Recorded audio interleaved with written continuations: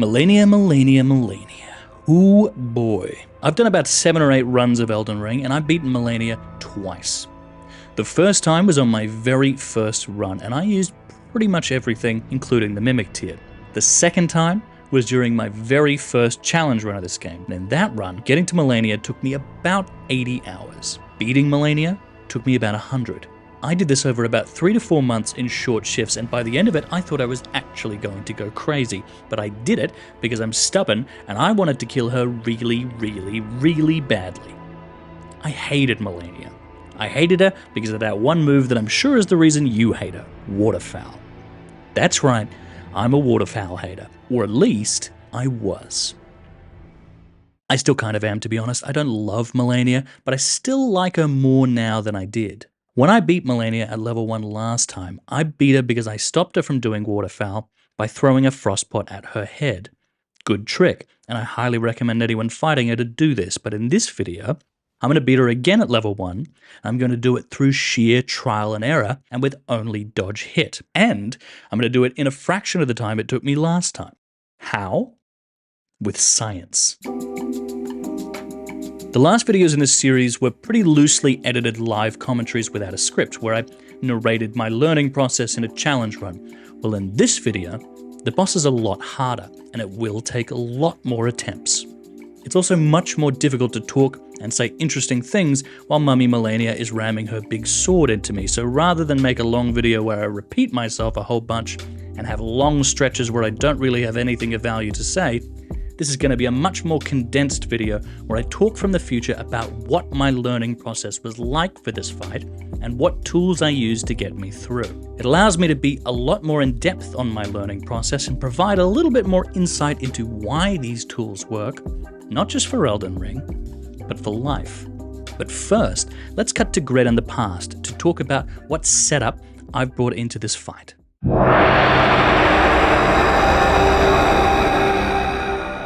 Okay, setup for today.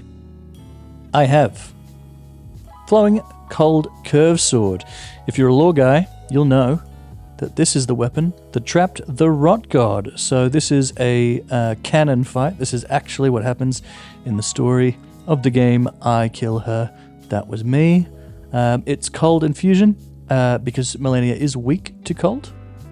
And we've got the sword dance Asher War just so we can do a little dancing of our own. Two-handed sword talisman, because we're going to be two-handing.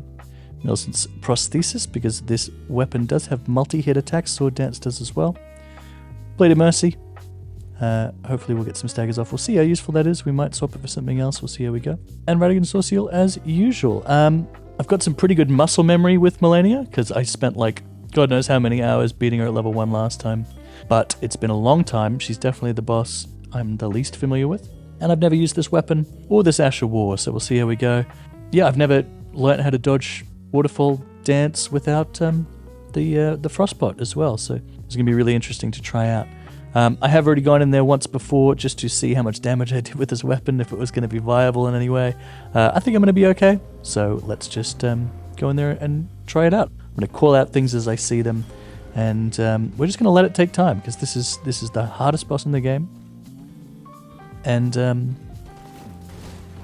it's gonna take a good amount of time just to get the muscle memory. I'm gonna play really safe at the start,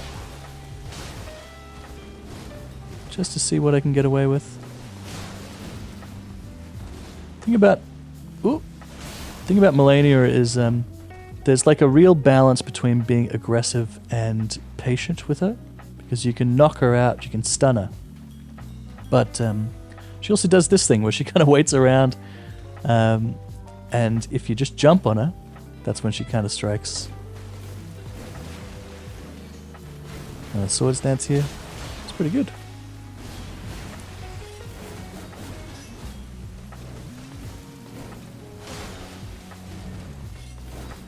I'm anticipating Waterfowl pretty soon. Doing? Oh, yeah, okay. No. Damn it. Ooh, tough luck, bucko. I've talked a lot recently about how the bosses of Elden Ring are less of a skill issue than a knowledge issue. Well, how do we solve the knowledge issue? Specifically, how do we solve the most difficult knowledge issue in the game? And for me, Malenia is the most difficult, by far. Even more than pre-nerf Radahn. While the cross-slash was annoying to deal with, and he had a wider variety of moves that were difficult to avoid, Waterfowl is a special kind of nasty. Because it has very, very different ways of avoiding it, depending on your range, and knowing how to avoid it, understanding the knowledge issue, isn't enough. Because execution is extremely precise, more so than any other attack in any Souls game. So what can we do to keep our cool and win the mental game when the odds are against us this much and we have such a low margin of error? If Elden Ring is a knowledge issue, then we need to optimize the way we learn, and in order to do that, we need to understand how we learn. Now, I'm going to get extremely nerdy and sciencey with you. Bear with me, it's important, and it will give you important context to how you can improve in these games. When we process information, that fires a chemical reaction, and neurons zip along our synapses. The more times that specific information fires, the stronger those synapses become, and the easier that information takes to be processed and retrieved. It's like a highway that's getting more constructed the more it's used. Supply and demand. This is called long-term potentiation. It's the reason why you have a much better chance of remembering something for a test if you study a little bit every day rather than cramming it all the night before. You haven't had a chance to beef up those synapses. So in simple terms, that's how we learn. We build these synaptic connections, and the stronger they are, the more easily we can access them. But one important thing to consider is that we actually have many different kinds of memory. You've probably heard of short-term memory and long-term memory, but there's a pretty common misconception about how each is classified. Short-term memory isn't remembering what you had for breakfast. It's the memory that we are able to hold active in our minds for a very brief period of time, usually about 30 seconds. The reason that phone numbers have that specific number of digits is because that's about the number of digits that we're able to hold in our short-term memory at a given time. Anything outside of that is long-term memory. So when we're talking about trial and error, which is how we learn in Elden Ring, this is the kind of memory we are typically relying on. But even long-term memory has lots of different distinctions. I always thought I had a terrible memory because I forget my keys, I forget to do my laundry, I walk into a room and go, what the hell was I supposed to do here? That kind of memory is prospective memory.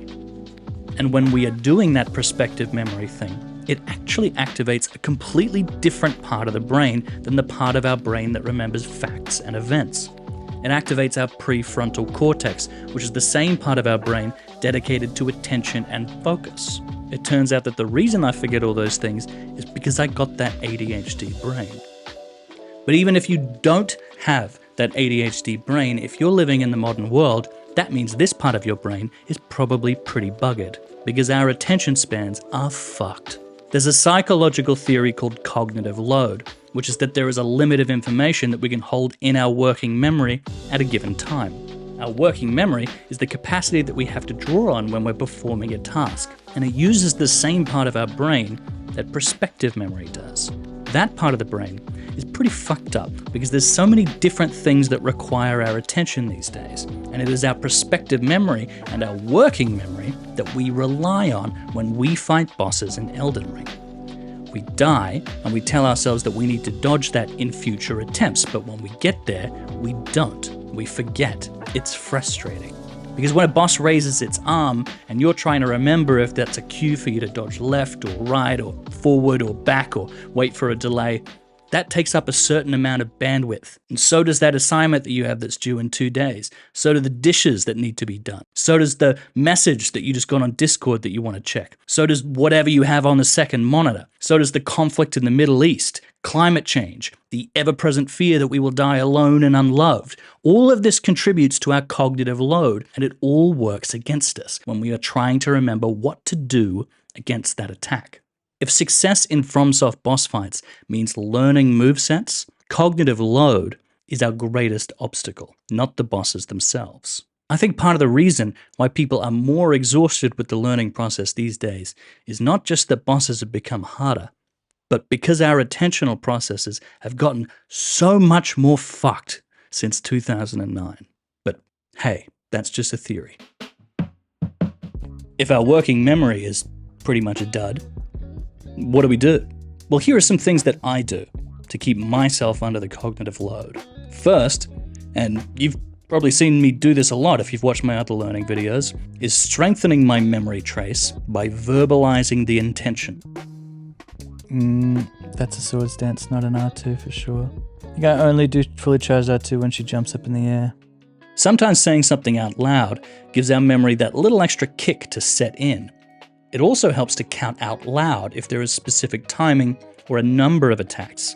Counting in your head takes up just that little extra bandwidth that you need to tell your fingers to do the thing you want them to do. Another thing you've probably seen me do is these weird little spins or movement ticks. I do this because it's easier for me to move my thumb around the stick and take my cue to attack from my character's location, rather than rely on sheer timing. You're using all your senses rather than just your sense of timing.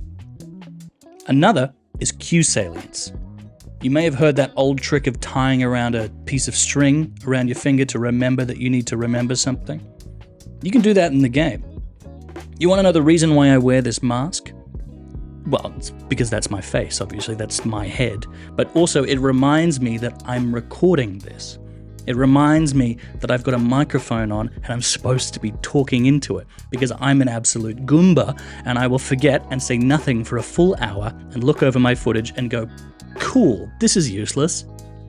You can do this too.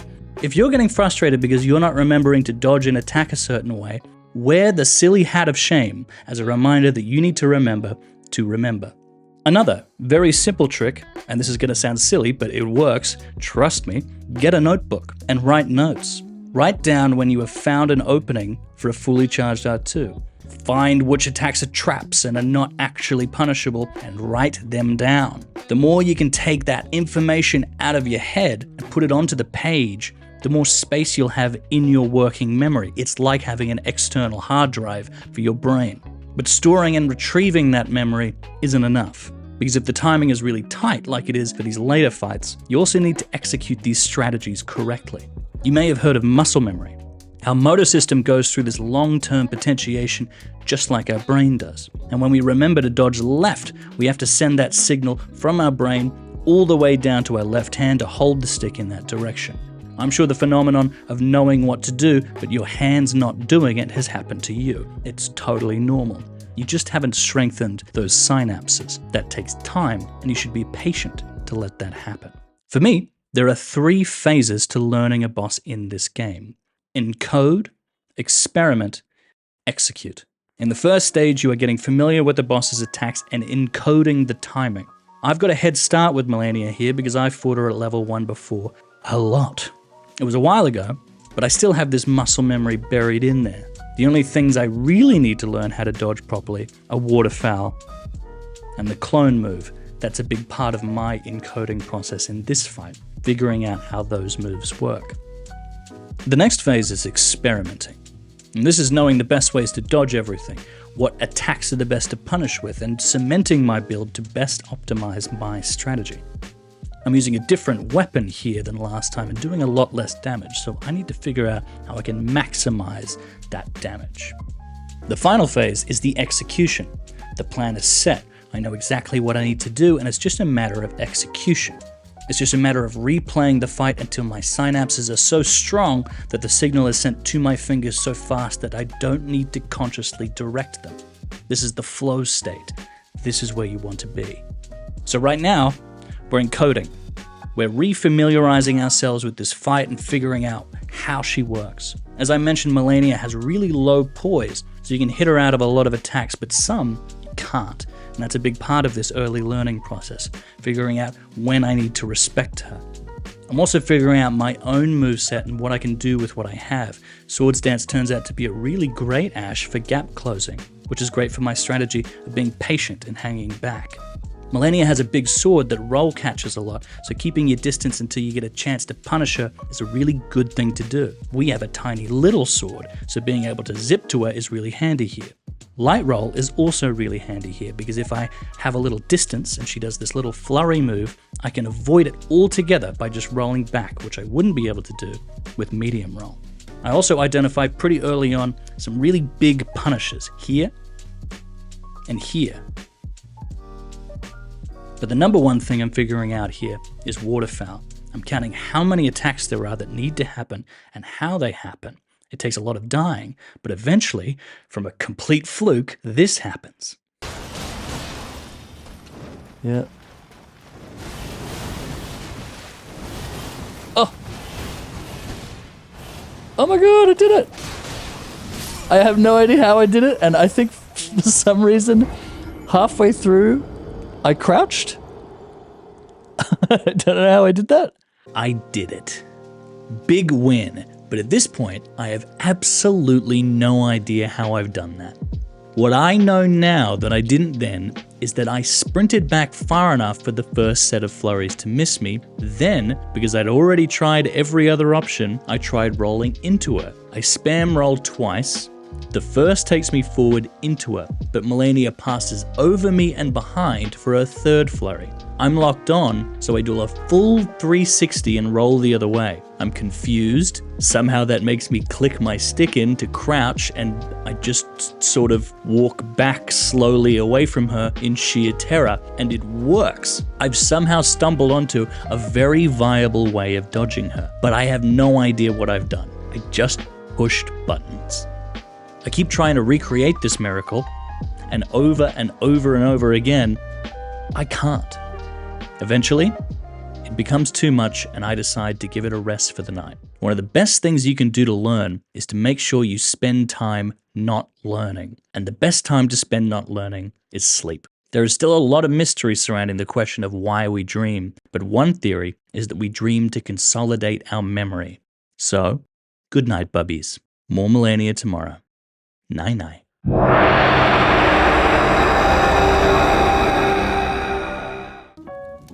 Day 2. Now, at this point, I'm feeling pretty confident about most of her attacks with the exception of waterfowl. I'm still optimizing my damage and figuring out which attacks are the best to punish, but in terms of avoiding her attacks, I have her mostly figured out. But there's a big problem. And this, for me, is the most difficult and frustrating thing about Malenia. When she loads up waterfowl, which she does at about 75% HP, and then again after a certain amount of time, she becomes incredibly passive, even more so than normal.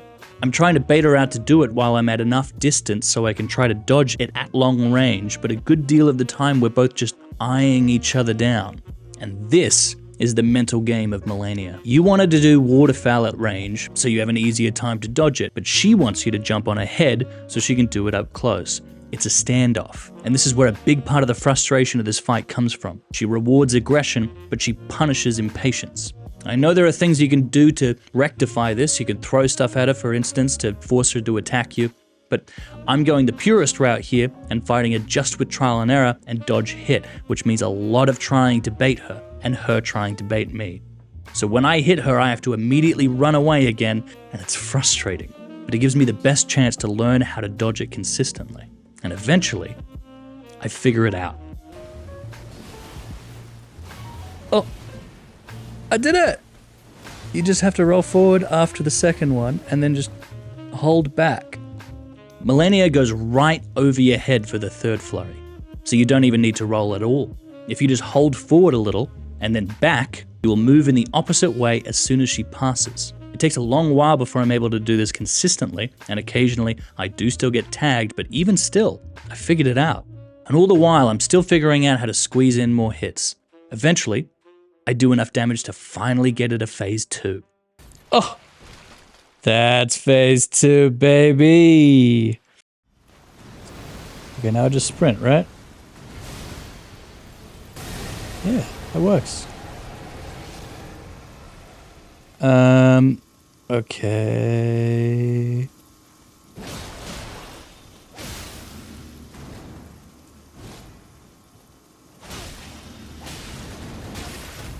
Oh.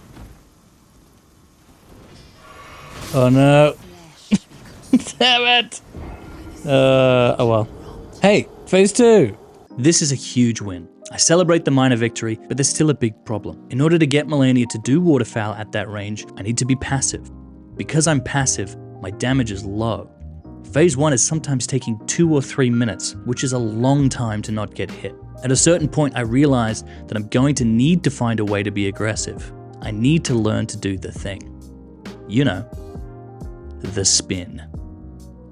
I've not watched a guide, so I don't know exactly how to do this, but I've picked up just from cultural osmosis that you're supposed to do a little spin around her when you're at close range. So I try it again and again and again until eventually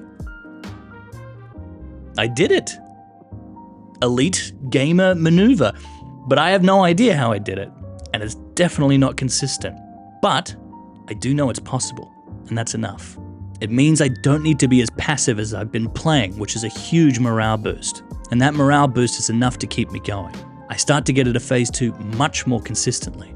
I don't last too long, but I'm not really concerned about that for the minute. I just need to get that muscle memory ingrained so that I can get to phase 2 3 times in a row. I get close, but eventually I realize that this is enough for today. It's time to consolidate all those lovely new memories and go good night sleepy bye-bye time.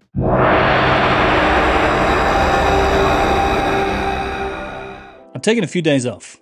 You're allowed to do that, by the way. And at this stage, I feel like the encoding stage of phase 1 is pretty much done. Now it's time to experiment. During this little break, I've had a realization. The vast majority of my damage in phase 1 has come from the frost procs that I've been doing. But each time I get one, that makes Malenia's resistance go up. That means in phase 2, it's going to take much, much longer to get proper damage off. And this isn't good. Phase 1 is already taking me a few minutes, and she is much, much more aggressive in phase 2.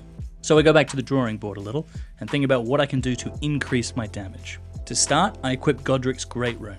This allows me to free up a talisman slot because I don't need Millicent's prosthesis to meet the requirements for my weapon. I decide on Alexander's Shard because most of my damage is coming from Swords Dance. I also decide to make use of the Dancer's set from the DLC. This gives a small boost to both Swords Dance and the charged R2 of the Flowing Curved Sword. I equip the Fancy Bracelet too for an additional boost, which adds up to a total 5% extra damage to both of my biggest punishers. I also swap from the Cold to the Flame Art Infusion.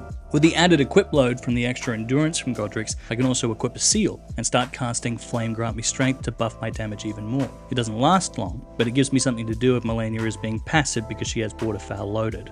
There's also at this point where I realize something that I'm sure everyone who's used Swords Dance has been screaming this entire video. There's a follow-up attack. I haven't been doing the whole attack. I feel like the biggest Dumbo Dumbus. What an absolute numpty. But hey, look, big damage. That's almost as much as a Frost proc from just one Swords Dance. Almost double the damage I was doing previously. I feel silly, but this is really big. There's just one big problem.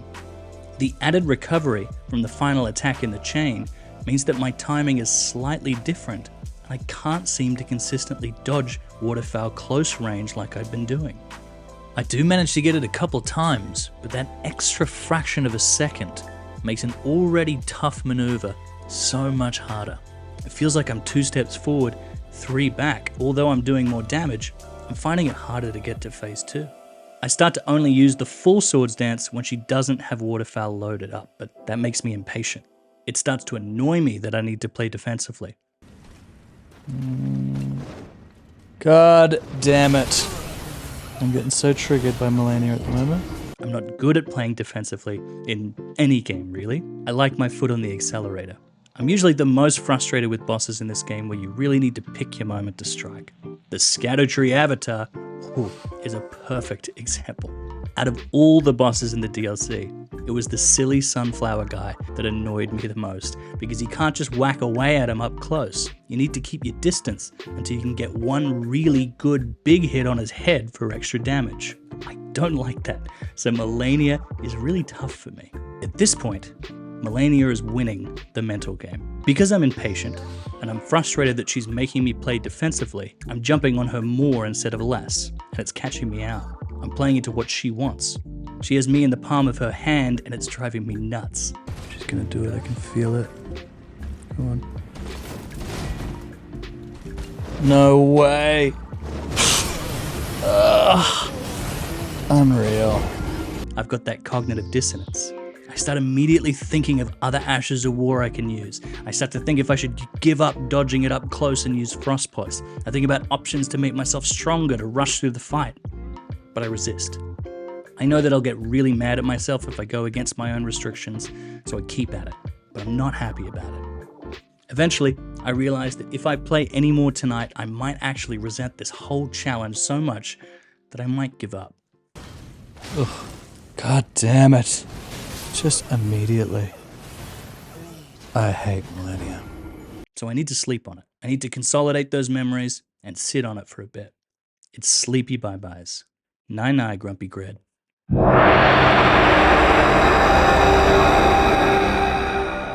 I've had another night off, and I decide now that the experimentation stage is pretty much done. There's still things I can optimize, but I'm going to take the pressure off and just focus on building that muscle memory.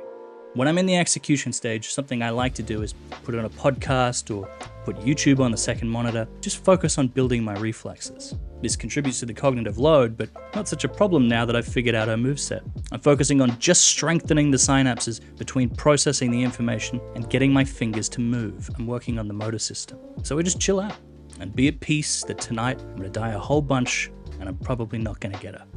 And as I go, I managed to figure out a cool trick. When waterfowl starts at mid-range, I can actually jump the first flurry to make it out okay, and it's surprisingly consistent. This really helps my survivability. I'm still alternating between being passive and being aggressive, but I'm also experimenting a little when I do get caught out to see if there's anything I can do. I'm thinking of how I can do this close-range dodge if she jumps up while I'm at the end of the sword stance, and I realized that my speed is slower when I'm locked on, so I start to practice unlocking the camera and sprinting around her. It's a weird movement because I have to move into claw grip to click the stick in and move around, but it's worth a shot if the other alternative is death. I'm still really frustrated when it happens, but because I've lowered the stakes by putting something on in the background, it feels less of a setback when I die. I've allowed myself to spend a night where the intention is not to win, but to improve, and because of that, I'm actually playing better. So much better, in fact, that I have a major breakthrough. At one point, I get caught out with sword stance, and she starts waterfowl. I try the unlock sprint around thing and... Oh my god. I did it. That was a really late one too. It actually works. I dodge waterfowl. This is an enormous win. It takes a long while before I'm consistent with it, but this solve means that it doesn't take long before I start to get to phase 2 consistently again. Eventually, I hit my goal of phase 2 3 times in a row. We're on the home stretch now. I'm still not getting very far, but I am learning some things. Phase 2 is pretty much entirely new, so we're back on the encoding phase again. She shares many of the same attacks, but there are notable differences. First, she has waterfowl pretty much loaded at all times. She's a bloody tough lady, this Malenia. Also, a lot of my big punishes don't really work in phase 2, because she'll often jump straight up in the air. She has a lot of moves that make her jump straight up in the air. Sometimes she'll do them several times in a row, which makes it harder to stagger her. I can punish her right after, but I can't attack her as aggressively because there's a whole mess of moves she can punish me with. That's a bummer, because it means sword stance isn't safe to use a lot of the time.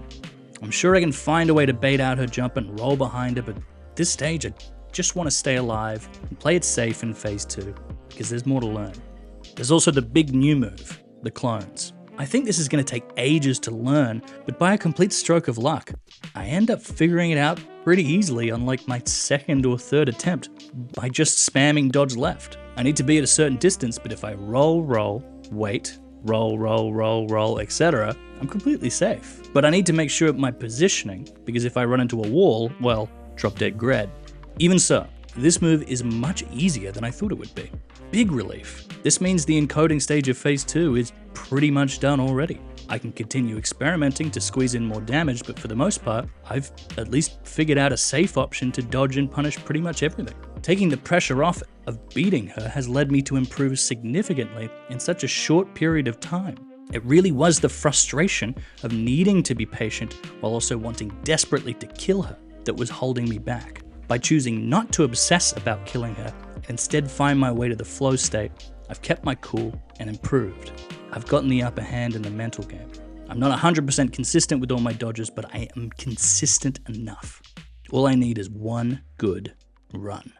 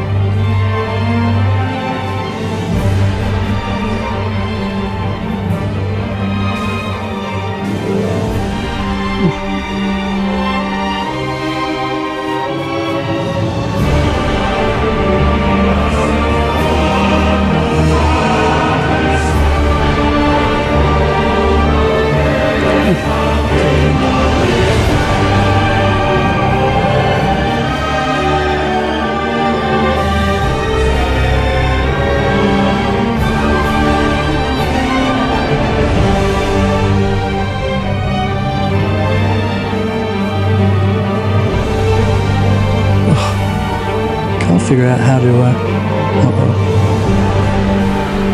Oh, perfect.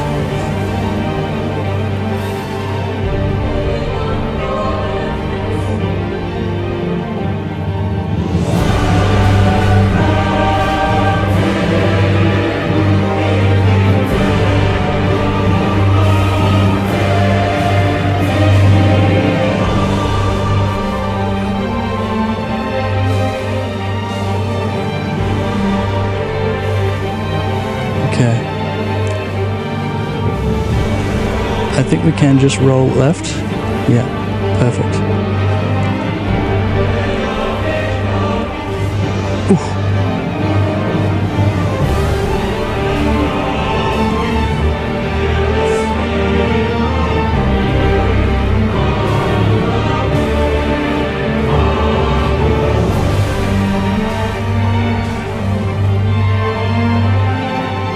Really want to be safe. Oh! Oh. I've done it. Last time it took me about 100 hours to defeat Malenia. This time it took me about 10. Do I like Malenia now? Look, to be perfectly frank, no. I talked in my last video about how I don't think this game is flawless.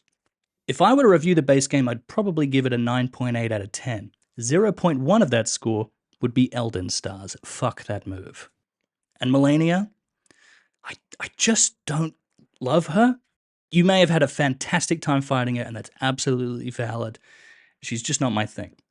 Waterfowl is 100% the only truly difficult thing about her, and it's not just difficult, it's the most difficult in the game, the most difficult in any Souls game. And if you take that move out, I just don't think there's anything else to her that's particularly interesting.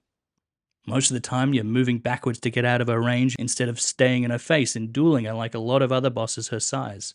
Even if you perfectly learnt to close range dodge Waterfowl with 100% consistency, you do still have to play around her passivity, because if she does nothing and you swing, she might start up one of her moves that can't be poise broken, killing you.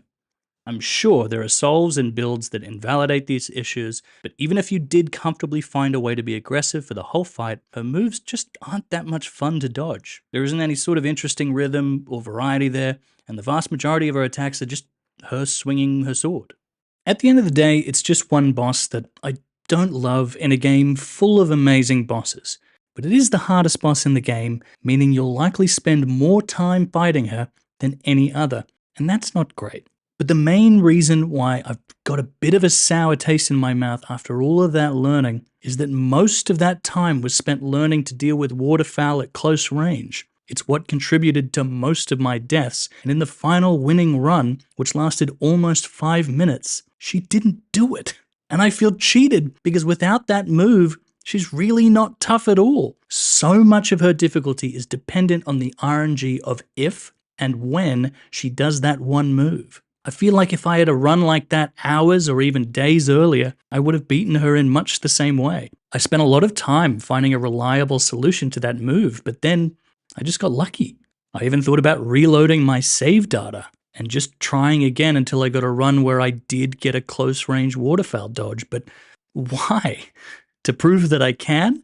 I feel like I've done that, but even then it's just pride. I beat her fair and square. No hit, level 1, and I did it with a low damage weapon with no status effects. Why do I feel like I didn't earn it? This isn't a review or a critique of Malenia or the boss design in this game, but I have to be honest and talk about my experience fighting her. My experience was better than the first couple times I fought her, but it still wasn't great. But even so, there is one thing that I do respect about Malenia, and that is the mental game.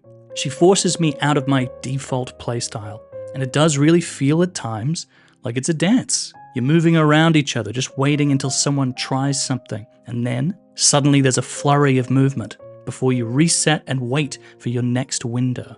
Beating Malenia at level 1 will always be the greatest challenge in any game for me because of how against the grain she is with my playstyle. She forces me to play her game, and that's frustrating. But learning her and beating her at her own game is a satisfying experience, and despite my dislike of her, I don't think there's a boss fight in any game that has taught me more about my own habits and temperament. In this series, I've showcased how I go through the learning process in these games to maintain a cool head, and there is no greater test of that than Malenia. I hope you've picked up some things that may help you when you play these games, or at the very least learned some things about how we learn and deal with frustration.